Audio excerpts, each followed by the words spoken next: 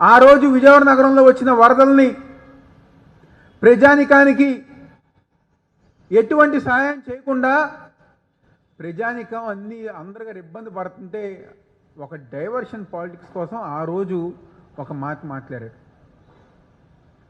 దాదాపుగా సంవత్సరం తర్వాత మళ్ళీ ఆ శ్రీ వెంకటేశ్వర స్వామి ఒక ఆశీర్వాదంతో మీరు చెప్పిన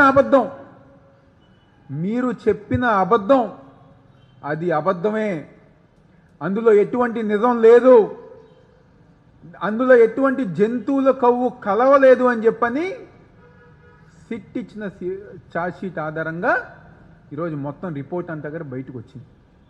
దొంగలుగా చంద్రబాబు నాయుడు గారు కానివ్వండి, పవన్ కళ్యాణ్ కానివ్వండి, వీళ్ళందరూ గారు దొరికిపోయారు.